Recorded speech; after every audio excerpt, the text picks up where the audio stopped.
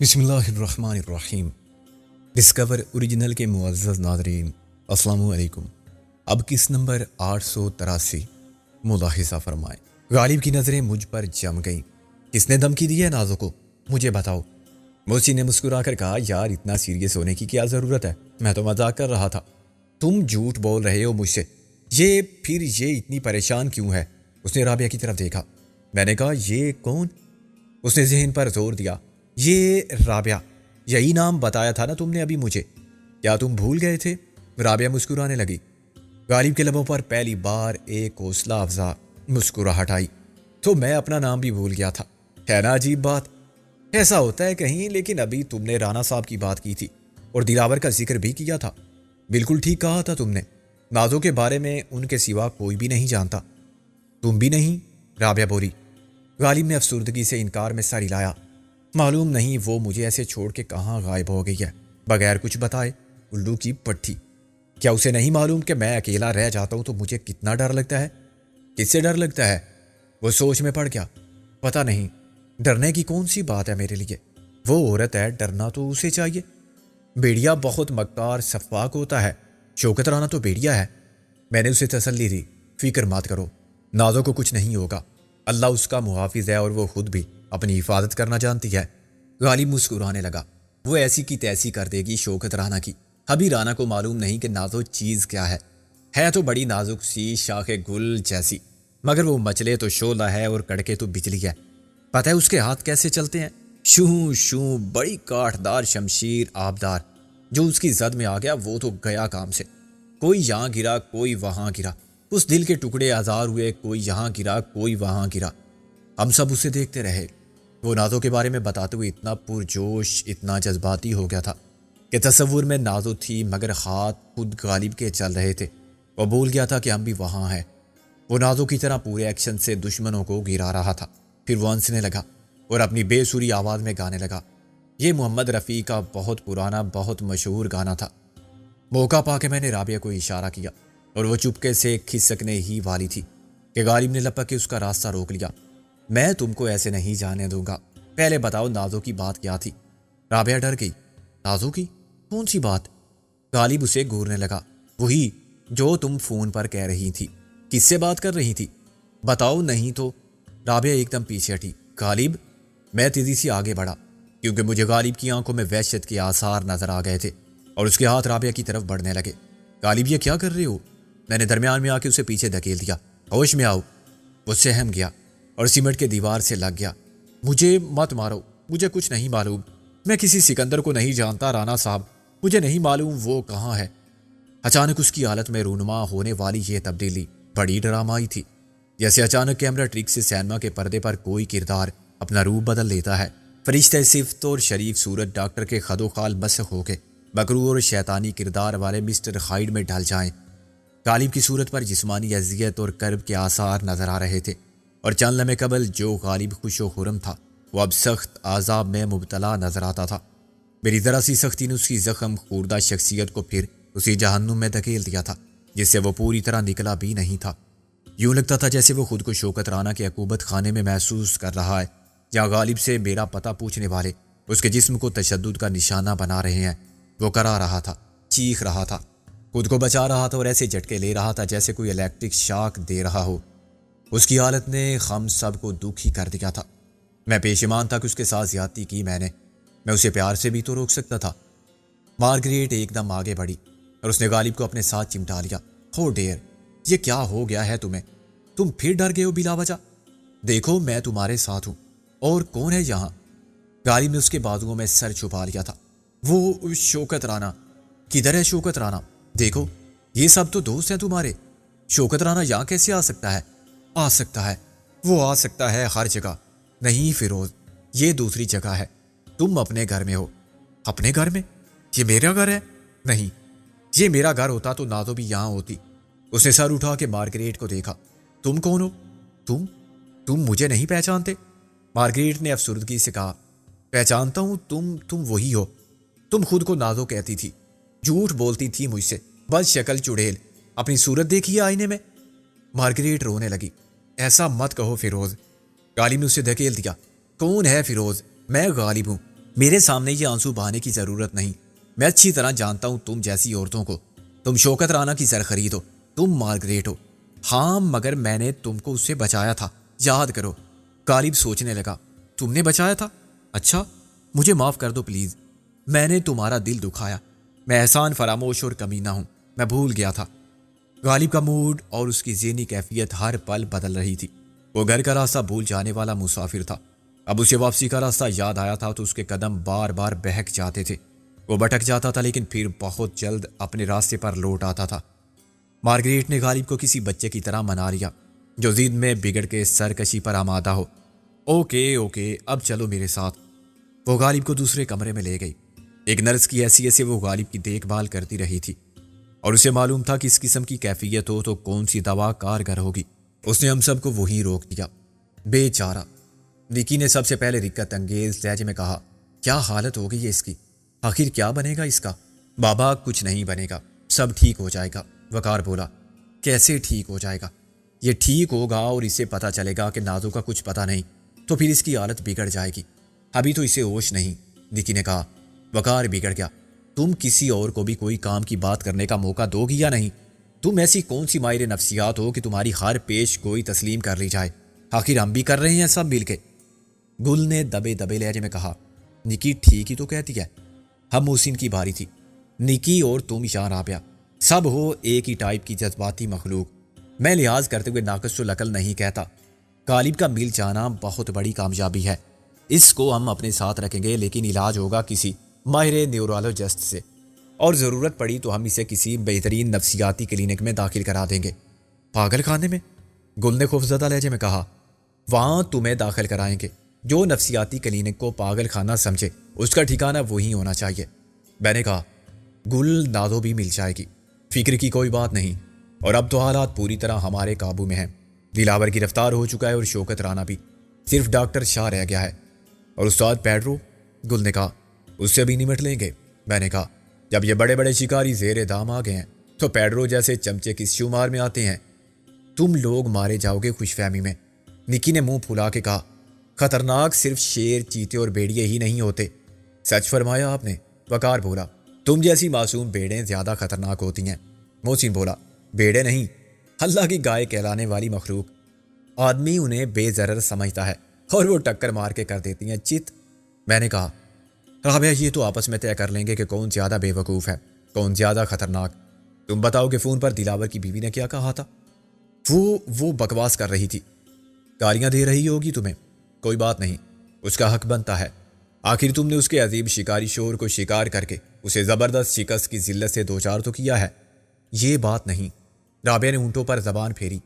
وہ کہہ رہی تھی کہ نازو میرے پاس ہے. اگر ہے تو شرافت سے لوٹا دے ورنہ ہم خود آ کے لے جائیں گے. اس نے کہا کہ نازو مل جائے گی تمہیں. ابھی کچھ دیر میں اس کی لاش. رابعہ کا حوصلہ جواب دے گیا اور وہ پھوٹ پھوٹ کے رونے لگی. میں دوہرا نہیں سکتی اس کے الفاظ. یہ کیا بے وقوفی ہے؟ تم جاہل عورتوں کی طرح رو رہی ہو. میں نے کہا اس عورت کے یا کسی بھی بدخواہ کے کچھ کہنے سے نازو کو کیا ہو سکتا ہے؟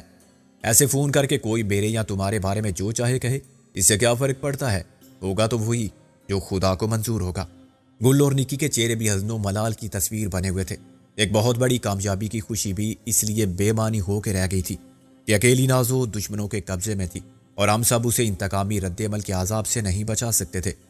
چودھری دلاور جب تک ہماری قید میں تھا اس کا نازو سے تبادلہ ہماری اختیار کی بات تھی، مگر اب ہم خود اسے قانون کی تحویل میں دے چکے تھے اور اس کے ساتھ ہی شوکت رانا بھی پکڑا گیا تھا. اب ان کی رہائی صرف عدالت کے حکم سے ضمانت پر ہو سکتی تھی، مگر اس کے لیے ضابطے کی کارروائی لازمی تھی. محاورے کے مطابق قانون اندھا ہوتا ہے اور اس کا مطلب یہ لیا جاتا ہے کہ قانون امیر غریب یا اپنے پرائے میں تمیز نہیں کر سکتا. مگر یہ کتابی بات عملی زندگی میں کچھ اور نظر آتی ہے. قانون کو اندھا کر دیا جاتا ہے. کچھ لوگ قانون کی آنکھوں پر دن دھونس یا دھاندلی کی پٹی باندھ دیتے ہیں، پھر قانون کی نظر حقائق کو نہیں دیکھ سکتی اور شہادت دستیاب ہو تو سیاہ کو سفید یا دن کو رات ثابت کر دیا جاتا ہے. شہادت حسب ضرورت اور استطاعت مل جاتی ہے. پیشہ ور گواہ ایک ہاتھ سے اپنے ضمیر کی قیمت وصول کرتے ہیں اور دوسرے ہاتھ سے پاک کتاب تھام کے اور خدا کو حاضر و ناظر جان کے حلفیہ بیان دیتے ہیں کہ جسے قاتل سمجھ لیا گیا ہے وہ تو وقوعہ کی شب اس کے ساتھ محفل سما کے روح پرور اجتماع میں موجود تھا، جہاں فلاں بھی تھے آدھی رات کے وقت بیمار بچے کی دوا لینے کے لیے نکلنے والا آوارہ گردی کے الزام میں دھر لیا جاتا ہے اور آخرکار اصل قاتل کی حیثیت سے چشمدید گواہ اسے شناخت کر لیتے ہیں۔ ایسے اندھے قانون سے بہت زیادہ توقعات وابستہ نہیں کی جا سکتی تھی کہ وہاں جو کچھ ہوگا عین انصاف ہوگا۔ زیادہ امید یہی تھی کہ اب چودھری دلاور کی بیوی شہر کے نامور ترین فوجداری مقدمات کے وکیلوں کی خدمات حاصل کرے گی۔ ابھی ان کی ساری تگ و دو ضمانت پر رہائی کے لیے ہوگی۔ پیسہ پانی کی طرح بہانے والے ملک کی اعلیٰ ترین عدالت تک بھی جا سکتے ہیں، لیکن ان کی کوشش ہوگی کہ سیشن کورٹ ہی ضمانت منظور کر لے۔ پھر سرکار کو اس فیصلے کے خلاف اپیل نہ کرنے دینا نسبتاً آسان ہو جاتا ہے، اور اگر ضمانت کی منسوخی کے لیے استغاثہ ہائی کورٹ میں اپیل دائر کر دے تب بھی ایڈوکیٹ جنرل سے یہ کہلوانا مشکل نہیں رہتا کہ ان حالات میں حکومت کو اعتراض نہیں اگر عدالت مطمئن ہونے کے بعد ملزم کی ضمانت کی توثیق کر دے اور عدالتوں سے ضمانت کی درخواست مسترد ہو جائے تو پھر سپریم کورٹ سے فیصلہ بدلوانا کسی کے بس کی بات نہیں رہتی۔ دلاور اینڈ کمپنی کو اب ہم سے نہیں قانون سے جنگ لڑنا تھی، اور اس جنگ میں ان کے ساتھ ناانصافیوں کے سارے وسیلے تھے اور ضمانت پر رہائی کے بعد مہلت حاصل کرنے کے لامحدود ذرائع تھے۔ ایک ایک نکتے پر مہینوں بحث، اعتراضات کرنے، تاخیری عربوں سے ایک ہی عدالت میں سماعت کو برسوں تک کھینچ لے جانا کوئی مشکل کام نہیں تھا، اور اپیل پر اپیل دائر کر کے کیس کو اتنا لمبا بھی کیا جا سکتا تھا کہ سزائے موت ہونے سے پہلے دلاور کی عمر طبی تمام ہو جائے اور سرکاری جلاد سے پہلے ہی فرشتہ اجل اس مقدمے کو داخل دفتر کر دے۔ اس طویل عرصے میں اور بھی بہت کچھ ہو سکتا تھا۔ حالات، واقعات، ثبوت یا گواہ سب بدل سکتے تھے۔ یہ سب جانتے ہوئے بھی میں نا امیدی کو کفر سمجھتا تھا۔ میں نے تہیہ کر لیا تھا کہ دلاور کے لیے فرار کے سب راستے بند کر دوں گا۔ اگر یہ جنگ وکیلوں کے درمیان ہوگی تو ادھر بھی اینٹ کا جواب پتھر سے دینے والے وکیل تھے۔ اس معاملے میں دیر کا امکان تھا، اندیر کا نہیں۔ نازوں کا معاملہ اس لیے مختلف تھا کہ اس میں قانون ہماری کوئی مدد نہیں کر سکتا تھا، بالکل اسی طرح جیسے قانون چودھری دلاور کو بازیاب کرانے میں ناکام تھا۔ ہم ابھی تک نازوں کا سراغ نہیں پا سکے تھے۔ غالب کا مل جانا ایک اتفاق تھا۔ وہ ہمیں ایک ایسی جگہ ملا تھا جہاں اس کی موجودگی کا تصور بھی نہیں کیا جا سکتا تھا، اور وہ جس حال میں ملا تھا وہ تو سب کے سامنے تھا۔ ان حالات میں یہ بات یقینی تھی کہ نازوں تک رسائی پہلے کے مقابلے میں کہیں زیادہ مشکل ہو جائے گی۔ میں یہ بات کسی کے سامنے نہیں کہنا چاہتا تھا، مگر یہ خیال میرے ذہن سے نکلتا نہیں تھا کہ شاید ہم نازوں کبھی نہ ملے، یا ملے تو بس سپرد خاک کرنے کے لیے۔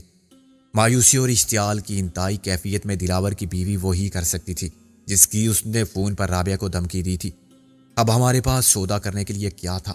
وہ ہمیں سزا دے سکتی تھی کہ تم بازی ہار گئے، تم نے نازوں کی زندگی کو داؤ پر لگا کر اپنی ضد پوری کی، تم نے سودا کرنے کا موقع کھو دیا۔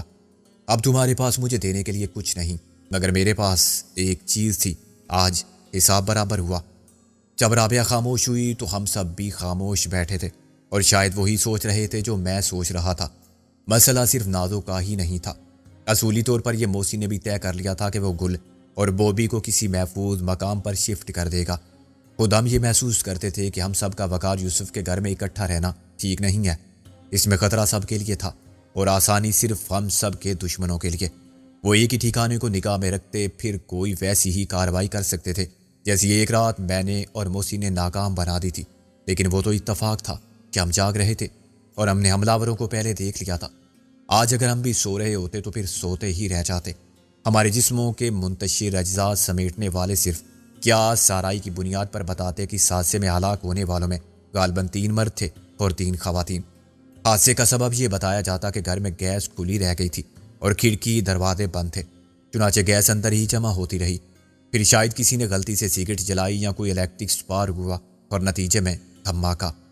ایک بار اپنی کوشش میں ناکام ہو جانے والے دوسری بار بہتر منصوبہ بندی کے ساتھ کامیاب بھی ہو سکتے تھے۔ غالب کے آ جانے کے بعد اس جگہ سے منتقلی ناگزیر ہو گئی تھی۔ یہ سوال رابعہ نے کیا، کیا غالب یہیں رہے گا؟ میں نے کہا، وقار اس کو انکساری میں غریب خانہ کہتا ہے، لیکن یہ پاگل خانہ بن گیا ہے۔ گل نے خفگی سے کہا، ابھی آپ نے کیا فرمایا تھا؟ وہ بھی صحیح تھا، پاگل غالب نہیں، ہم سب ہیں۔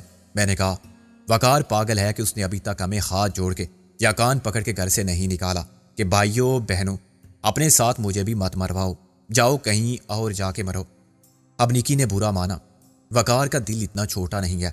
وقار نے کہا، میرا دل بہت چھوٹا ہے، اس میں صرف تم رہتی ہو، کسی اور کی گنجائش نہیں ہے۔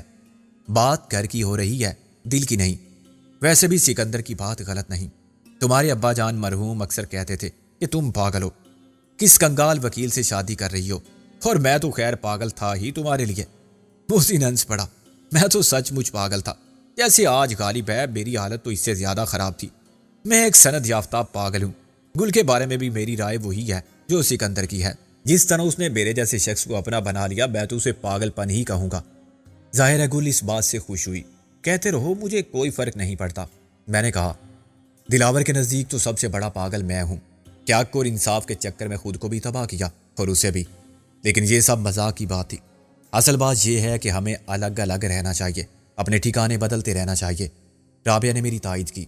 ورنہ ہمارے ساتھ یہ بھی مارے جائیں گے۔ میں کسی سے نہیں ڈرتی، نکی نے اعلان کیا۔ وقار نے آنکھیں نکال کے کہا، کیوں کفر بکتی ہو؟ خدا سے ڈرنا چاہیے تمہیں، اور اس کے بعد اپنے مجادی خدا سے۔ تم سے میں کیوں ڈروں آخر؟ تم چوہے سے ڈرتی ہو، چھپکلی کاکروچ سے ڈرتی ہو، میک اپ کیے بغیر باہر جانے سے ڈرتی ہو، بڑھاپے کی ان علامات سے ڈرتی ہو جو ابھی سے نمودار ہو گئی ہیں، اور بتاؤں تم چکر والے جھولے میں بیٹھنے سے بھی ڈرتی ہو۔ محسن نے مجھ سے کہا، غالب کہاں رہے گا؟ بڑا اچھا سوال کیا تم نے شیروانی صاحب، میں بھی یہی سوچ رہا تھا۔ ایک جگہ تو ہو سکتی ہے سائیکاٹرک کلینک، لیکن میری نظر میں ایسی کوئی جگہ نہیں جو موزوں ہو۔ دیکھنا پڑے گا کہ اسے کس جگہ چھوڑا جائے۔ رابعہ نے کہا، کیا یہ ضروری ہے کہ غالب نفسیاتی ہاسپٹل میں رہے؟ میں نے کہا، تم نے بھی بڑا اچھا سوال کیا ہے عزیزہ، یہ واقعی ضروری نہیں۔ غالب کی حالت ایسی نہیں ہے کہ اسے ہر وقت ڈاکٹر اور نرس کی توجہ درکار ہو۔ اگر اسے پرسکون ماحول میسر آ جائے تو ہم سب بھی اس کی مدد کر سکتے ہیں، لیکن سب سے بڑھ کر خود مارگریٹ اس کام میں معاون ثابت ہو سکتی ہے۔ جو کچھ میں کر سکتی ہوں ضرور کروں گی۔ مارگریٹ کمرے میں واپس آ گئی تھی۔ ایک نرس بھی آدھی نہ سے ہی چوتھائی ڈاکٹر ضرور ہوتی ہے، اور تم کو غالب کا اعتماد بھی حاصل ہے۔ سابقہ تجربے کی بنا پر تم اس کی بہتر دیکھ بھال کر سکتی ہو، لیکن آپ سب کا ساتھ ہونا بھی تو ضروری ہے۔ آپ لوگ ہی غالب کی اصل پہچان ہے۔ آپ کے ساتھ اس کی یادوں کے پرانے حوالے منسوب ہیں۔ آپ سمجھ رہے ہیں نا میری بات؟ غالب آپ سے بچھڑ گیا تھا، اب اسے واپس اسی راستے پر جانا ہے جہاں سے وہ جدا ہوا تھا۔ اس کے لیے ضروری ہے کہ اسے پرانی نشانیاں نظر آئیں، محسوس ہوں، چہرے اور مقام، پرانی باتیں، پرانے واقعات کی یادیں۔ یہ سب اس کی مدد کریں گی اور اس کے ذہن کی الجھن دور ہوتی جائے گی۔ اس کا یقین بحال ہو جائے گا کہ وہ فیروز نہیں غالب ہے۔ ابھی اس نے مان تو لیا ہے کہ وہ غالب ہے، لیکن وہ غالب بنا نہیں ہے۔ اس کے لاشعور میں پھر غالب بننے کی آرزو بڑی شدید ہے۔ اسے شعور تک پہنچانا آپ سب کا کام ہے۔ ہم اسے حیرانی سے دیکھ رہے تھے۔ وہ بظاہر عام قسم کی اور معمولی سمجھ بوجھ رکھنے والی لڑکی بڑی دانائی کا مظاہرہ کر رہی تھی، اور اس کی باتوں میں اتنی گہرائی تھی کہ ہم سب متاثر ہوئے بغیر نہ رہ سکے۔ میں نے کہا، مارگریٹ، بعض اوقات بدبختی کے پتن سے خوش بختی جنم لیتی ہے، اور جب راہ گم کردہ مسافر مایوسی کے اندھیرے میں بھٹک رہا ہو تو اچانک کوئی دستے غیب اس کی صحیح سمت میں رہنمائی کرتا ہے، ساتھ ہی اسے کوئی اتنا بڑا اور غیر متوقع انعام بخش دیتا ہے کہ اس کی تمام تکالیف آزمائشوں کی تلافی ہو جاتی ہے۔ ہاں، اسی دستے غیب نے مجھے یہاں پہنچا دیا آخرکار۔ میں نے کہا، میں تو غالب کی بات کر رہا تھا، جس کو تم جیسا چارہ گر مل گیا۔ جو کام ڈاکٹر نہیں کر سکتے وہ تم کر سکتی ہو۔ کیا تم یہ ذمہ داری قبول کرو گی؟ اس نے حیرانی سے مجھے دیکھا۔ میں؟ محسن نے کہا، بے شک ہم تمہیں مجبور نہیں کر سکتے کہ تم اس کے ساتھ رہو اور 24 گھنٹے اس کی دیکھ بھال کرو۔ یہ تمہارا اپنا فیصلہ ہوگا۔ اگر تم جانا چاہو تو ہم تمہیں روک نہیں سکتے۔ رابعہ نے کہا، ہاں تمہاری اپنی زندگی ہے، لیکن تم غالب کے ساتھ رہنا چاہو تو ہمیں خوشی ہوگی، یہ تمہارا احسان ہوگا ہم پر۔ گل نے کہا، اور ہم تمہیں منہ مانگا معاوضہ بھی دیں گے۔ مارگریٹ کو گل کی بات نے رنجیدہ کر دیا۔ اگر معاوضے کی بات ہے تو پھر مجھے جانے دے۔ ایک سے ایک اچھی نرس مل سکتی ہے آپ کو پیسہ دے کر۔ آپ تو 24 گھنٹے کسی سند یافتہ ڈاکٹر اور نرس کو بھی ملازم رکھ سکتے ہیں۔ گل کا ہرگز یہ مطلب نہیں تھا۔ ایک طرف آپ احسان کی بات کرتے ہیں، دوسری طرف معاوضے کی۔ کیا احسان کا بدلہ قیمت سے چکایا جا سکتا ہے؟ محسن نے کہا، میں اس احمق لڑکی کا شوہر تم سے معافی مانگتا ہوں، اس کے الفاظ پر مت جاؤ۔ گل نے بھی کہا، مجھے ایسا نہیں کہنا چاہیے تھا، میرا مطلب یہ تھا کہ تمہاری تمام ضروریات کی ذمہ داری ہم سب پر ہوگی۔ اسی طرح جیسے ہم ایک خاندان کے فرد ہیں تو سب کی ذمہ داریاں بھی مشترکہ ہیں۔ خوشیاں غم بھی جیسے ہم رہتے ہیں ویسے تم رہو گی، جو ہمارا ہے وہ تمہارا ہوگا۔ معاوضہ نہیں، حق سمجھ کے تم سب کچھ مانگ سکتی ہو، بلکہ خود لے سکتی ہو۔ میں نے اطمینان کا سانس لیا۔ اس وضاحت سے تمہیں مطمئن ہو جانا چاہیے۔ اب صرف ایک بات اور ہے، وہ بھی صاف ہو جائے تو اچھا ہے۔ تم نے اندازہ کر لیا ہوگا کہ ہم سب چودھری دلاور شوکت رانا ڈاکٹر شاہ کے دشمنوں میں شامل ہیں۔ ان کے اور ہمارے درمیان عداوت کا رشتہ بہت پرانا ہے، اور اگر اس کے اسباب بیان کریں تو صبح سے شام ہو جائے گی مگر بات ختم نہیں ہوگی۔ مختصر یوں سمجھ لو کہ ہمارے درمیان حق و باطل کی جنگ ہے۔ اب تک تم دوسری طرف تھی، اپنی مرضی سے نہ سہی، مجبوراً سہی۔ ادھر آ کے تمہیں مشکلات کا سامنا ہوگا، خطرات بھی درپیش ہوں گے، لیکن یہ زندگی تمہاری سابقہ زندگی سے بہت مختلف ہوگی۔